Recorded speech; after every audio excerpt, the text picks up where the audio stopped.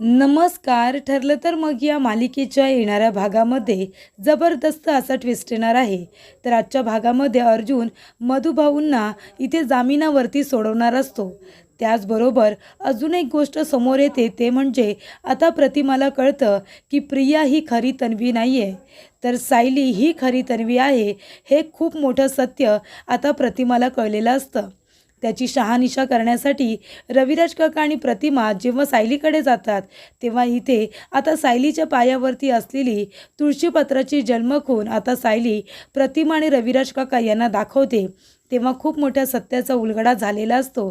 ते म्हणजे प्रियाने तिच्या पायावरती जी जन्मखून तयार करून घेतलेली असते तो एक टॅटू असतो आणि सायलीच्या पायावरती जी जन्मखून असते ती अगदी खरी असते. तर इथे नियतीच्या मनामध्ये आता सुभेदारांच्या घरामध्ये आनंदाचं वातावरण यावं अशी तिची इच्छा असते. त्यामुळे आता इथे अर्जुनला सुद्धा यश आलेलं असतं. मधुभाऊ निर्दोष सिद्ध नाही झाले तरीसुद्धा त्यांना आता जामीन मंजूर झालेला असतो आणि त्याचबरोबर प्रिया तोंडावरती पडत तिचा खोटारडेपणा आता सगळ्यांच्या समोर आलेला असतो आणि आत्तापर्यंत प्रिया असूनसुद्धा खोटी तन्वी म्हणून सगळीकडे वावरणारी तन्वी किल्लेदार आता तिचा खोटारडेपणा आता सगळ्यांच्या समोर आलेला असतो आणि हे सगळ्यांच्या समोर आणणारी म्हणजे प्रतिमा असते. त्याचबरोबर आता मधुभाऊ जेलमधून कसे सुटतात, त्यानंतर प्रतिमा सायली ही खरी तन्वी आहे हे रविराज काकांना कसं काय सांगते आणि ते कसं सिद्ध होतं हे आजच्या भागामध्ये आपण बघूया. तर इथे अर्जुन आता कोर्टामध्ये जातो आणि तिथे तो सांगतो की मधुभाऊ हे निर्दोष आहेत, त्यांनी विलासचा खून केलेलाच नाही आहे. कारण मुळात त्यांच्याकडे कुठल्याही प्रकारची बंदूक नाही आहे आणि ज्या वेळेला साक्षी आणि महिपत त्यांच्याकडे जागा खरेदी करायला गेले होते तेव्हा तर आपल्याला सगळ्यांना माहिती आहे काय घडलं होतं.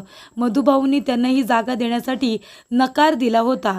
फक्त प्रिया एक अशी मुलगी होती, ती म्हणत होती की तुम्ही ही जागा विका म्हणून.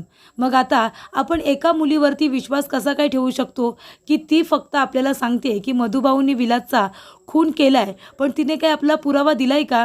तिने सुद्धा कुणाच्या तरी दबावाखाली येऊनच खोटं स्टेटमेंट दिलं असेल तर इथे आता तिच्याकडे जर कुठला पुरावा असेल तर तो कोर्टामध्ये सादर झाला पाहिजे.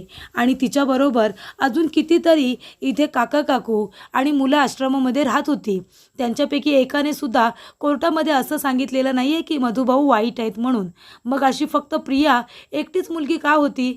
तेव्हा इथे आता कोर्टाने या सगळ्याची शहानिशा करावी असं अर्जुन म्हणतो. तर इथे मधुभाऊंकडे बंदूक नव्हती. ज्या वेळेला विलासचा खून झाला त्यावेळेला मधुभाऊंची आणि त्यांची झटापट झाली. मग त्या बंदुकीवरती दोघांचे ठसे हवे, तर बरोबर विलासच्या हातावरचे ठसे गायब झाले आणि मधुकर पाटील यांचे ठसे कसे काय उमटले आणि फक्त बंदूक ही त्यांच्या हातामध्येच कशी राहिली? झटापटीमध्ये ती कुठेतरी पडायला हवी होती ना. तेव्हा इथे आता मधुकर पाटील सुद्धा चक्कर येऊन पडले होते. मग ती बंदूक त्यांच्या हातामध्ये कुणी ठेवली? तर तिथे तिसरी व्यक्ती कुणीतरी होती जिने बंदुकीवरती असणारे ठसे पुसले आणि बरोबर मधुकर पाटील यांच्या हाताचे ठसे त्याच्यावरती उमटवले. तेव्हा तिथे साक्षी शिकरे होती असं आता अर्जुनने कोर्टामध्ये सिद्ध केलेलं असतं. तेव्हा आता तिथे प्रियासुद्धा फसलेली असते. साक्षीच्या सांगण्यावरून खरंच तिने खोटी साक्ष दिली आता सगळ्यांना कळलेलं असतं. कारण आश्रमामध्ये सायली, कुसुमताई, त्याचबरोबर सगळी लहान मुलं, काका काकू सगळेजण इथे मधुभाऊंबरोबर असतात. सगळेजण मधुभाऊ किती चांगले आहेत त्यांचे गोडवे गात असतात. फक्त प्रिया एक अशी मुलगी होती जी फक्त त्यांच्या विरोधात बोलत होती. तेव्हा इथे आता कोर्टामध्ये अर्जुनने मधुभाऊंना निर्दोष सिद्ध केलेलं असतं. त्यामुळे इथे कोर्टाला आता असे काही पुरावे अर्जुनने दाखवलेले असतात ज्याच्यावरून मधुकर पाटील यांनी विलासचा खून केलेला नाही आहे म्हणून त्यांना जामिनावरती सोडण्यात येत आहे. पण लवकरात लवकर आता कोर्टामध्ये असे पुरावे सादर झाले पाहिजेत की तिथे नक्की विलासचा खून कुणी केलाय हे लवकरात लवकर सिद्ध करायचं आणि मधुभाऊंना निर्दोष करायचं असं आता कोर्टाने सुद्धा आदेश दिलेले असतात. तेव्हा इथे मधुभाऊ सुटल्यानंतर आता सायलीचा गैरसमज दूर झालेला असतो. तेव्हा इथे सायलीला सुद्धा आपली चूक कळते. कारण इथे चैतन्य तिला समजावून सांगतो की फक्त आम्ही त्या विषयावरती बोलत होतो. अर्जुनने जरासुद्धा मधुभाऊंची केस लांबवलेली नाही आहे. तेव्हा सायलीसुद्धा अर्जुनची माफी मागते. ती म्हणते की मला माफ करा, माझा गैरसमज झाला होता, मी लगेच तुमच्यावरती एवढा संशय घ्यायला नको होता. तेव्हा इथे आता दोघे एकमेकांची माफी मागतात, दोघे एकमेकांना माफ करतात आणि एकमेकांना प्रेमाची कबुली देतात. तेव्हा अर्जुन सायली आता आनंदाने एकत्र आलेले असतात. त्याचबरोबर इथे आता साक्षी पूर्णपणे या प्रकरणामध्ये फसत चाललेली असते, ज्या कारणासाठी प्रियाला तन्वी किल्लेदार बनवून रविराज काकांच्या घरामध्ये ठेवलेलं असतं ते कामसुद्धा तिच्याने होत नाही. उलट तुझ्या वागण्यामुळे प्रतिमा आणि रविराज काकांना मनस्ताप होतो. रविराज काका म्हणतात की मला तर लाज वाटते की आपण अशा मुलीला जन्म दिला, तिने सगळ्यांच्या समोर माझी मान खाली घातली, मला आता नजर वर करून चालता बोलता येणार नाही आहे, अशी तिने माझी अवस्था करून ठेवली. तेव्हा इथे आता नागराजला जेव्हा कळतं की प्रियाने एवढा मोठा गोंधळ घातलाय आणि तिच्यामुळे रविराज काकांना तिचा राग आलाय, म्हणजे अगदी मुलगीसुद्धा म्हणायला त्यांना लाज वाटते, तेव्हा इथे नागराज म्हणतो की नसता शहाणपणा तुला कुणी करायला सांगितला होता? या घरामध्ये मी तुला माझ्या प्रॉपर्टीसाठी आणलं होतं, मी आणले ना तुला इथे दादाच्या इथे, तर मला माज दाखवायला लागलीस. जेव्हा तुला कळलं की आता सगळं हे तुझ्या घशात जाणार आहे तर मला साईडलाईन करायला बघितलंस आणि हे सगळं तू गिळायला बसलीस ना इथे. पण साधं ते काम सुद्धा तुला जमलेलं नाही आहे. मी माझ्या कामासाठी तुला इथे आणलं आणि तू मला ब्लॅकमेल करायला लागलीस, मला तू फसवायला लागलीस. पण आता नाही, आता तुझी आम्हाला गरज नाही आहे, आत्ताच्या आता इथून चालती हो. दादाची प्रॉपर्टी कशी मिळवायची ते मला बरोबर माहिती आहे. आणि तसंही दादाला जर कळलं ना तू खरी तन्वी नाहीच आहेस, तर मग दादा ही सगळी प्रॉपर्टी कुणाच्या नावावरती करेल? माझ्या नाही तर माझ्या मुलाच्या. कळलं ना? तेव्हा आता तू इथून गेलीस तरी चालेल. तेव्हा प्रिया म्हणते नाही, मी कुठेही जाणार नाही आहे. तेव्हा नागराज म्हणतो तशी तुझी आम्हाला आता गरज नाही आहे, तू प्रॉपर्टीसाठी काही करत नाही आहेस, फुकटची इथे आमच्या इथे 3-4 वेळचं गिळतेस, चांगले चांगले कपडे घालतेस आणि ऐशमध्ये राहतेस. तुझी लायकी तरी आहे का गं तेवढी? कुठे राहत होतीस आणि आता कुठे येऊन मिरवतेस? याचं तरी जरा भान ठेवायचं होतंस आणि तसं काम करायचं होतंस. पण एकसुद्धा काम तुला नीट जमलेलं नाही आहे. त्या प्रतिमाला इथे घेऊन आलीस आणि आता तर काय दादाच्या नजरेत पडली आहेस तू, त्याच्यामुळे तुझी आता मला गरज नाही आहे. तेव्हा इथे प्रिया आता उधळ बोलल्यामुळे नागराज चिडतो आणि तिचा घसा दाबतो आणि म्हणतो की आत्ताच्या आत्ता इथून चालतं व्हायचं. तेव्हा प्रिया म्हणते मी तुमचं नाव सांगेन इथे रविराज किल्लेदारला. तेव्हा नागराज म्हणतो अगं दादाला मी आत्ता जाऊन सांगितलं ना की दादा अरे ही खरी तन्वी नाही आहे, खरी तन्वी तर ती सायली आहे. तर तुझं काय राहील गं? त्यांना सगळं सत्य कळेल की त्यांची खरी मुलगी ही सायली आहे ते. तेव्हा प्रतिमा आता त्या दोघांचं बोलणं ऐकते, जेव्हा इथे नागराजने प्रियाचा गळा पकडलेला असतो आणि तो म्हणतो की खरी तन्वी तू नाही तर खरी तन्वी ती सायली सुभेदार आहे. तेव्हा इथे प्रतिमाला खूप मोठा धक्का बसतो. जी मुलगी आपल्याला हवीशी वाटते ती खरी मुलगी माझीच आहे हे जेव्हा प्रतिमाला कळतं तेव्हा तिला खूप मोठा धक्का बसतो आणि खूप जास्त आनंद होतो. तेव्हा इथे प्रतिमा आता प्रियाला काही न बोलता रविराज काकांकडे येते आणि रविराज काकांना म्हणते की रविराज तुम्हाला माहिती आहे का, आता मी इथे प्रियाचं बोलणं ऐकलं, ती खरंच आपली मुलगी आहे का? तेव्हा रविराज काका म्हणतात हो, तिने जेव्हा इथे आली तेव्हा पायावरची जन्मखून दाखवली, तिच्या गळ्यामध्ये अर्जुनने दिलेलं लॉकेट होतं, त्याचबरोबर तिने तिचा फोटोसुद्धा दाखवला. तेव्हा प्रतिमा म्हणते पण तरीसुद्धा ती आपली तन्वी वाटत नाही, तुम्हाला वाटते का तिच्यामध्ये लहानपणीचे काहीच गुण नाही आहेत? तेव्हा इथे प्रतिमा म्हणते तिला मी बोलताना ऐकलं की ती आपली खरी तन्वी नाही आहे तर सायली आपली खरी तन्वी आहे. तेव्हा रविराज काका म्हणतात हे काय बोलतेस तू? अगं सायलीच्या पायावरती जन्मखून नाही आहे. तेव्हा प्रतिमा म्हणते आपण एकदा जाऊन सायलीला भेटूया ना. तेव्हा रविराज काका म्हणतात ठीक आहे, तुझी जर इच्छा असेल तर आपण उद्याच सुभेदारांच्या इथे जाऊया. तर इथे आता सायलीच्या पायावरती जन्मखून आहे की नाही ते रविराज काकांना माहिती नसतं, पण प्रियाने आता परमनंट टॅटू केलेला असतो आणि त्यामुळे त्यांना वाटत असते की नाही जन्मखून तर माझ्या तन्वीच्याच पायावरती आहे, त्यामुळे ती प्रियाच कदाचित माझी तन्वी असेल. तेव्हा रविराज काका आणि प्रतिमा सुभेदारांच्या घरी येतात.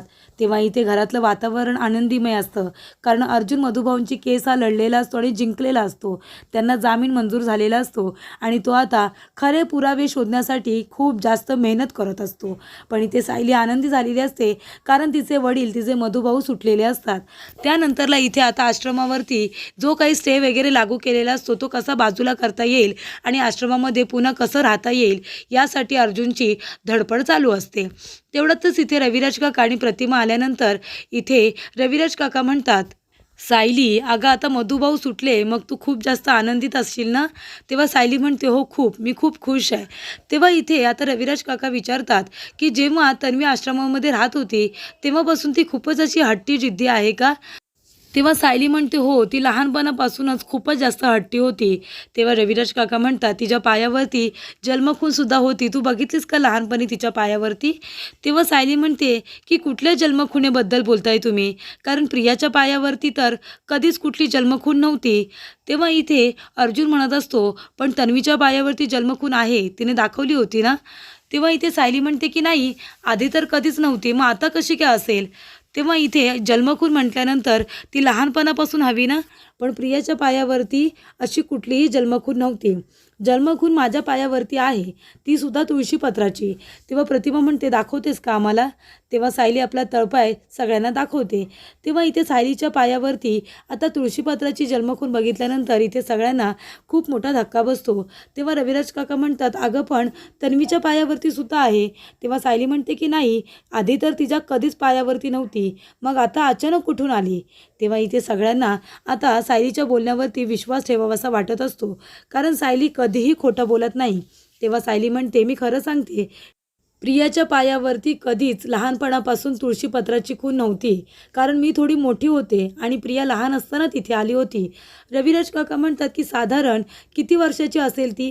तेव्हा इथे सायली म्हणते की ती 4 वर्षांची होती. तेव्हा इथे प्रतिमा म्हणते आणि तू जेव्हा आश्रमात गेलीस तेव्हा तू किती वर्षांची होतीस? तेव्हा सायली म्हणते मी 6 वर्षांची होते.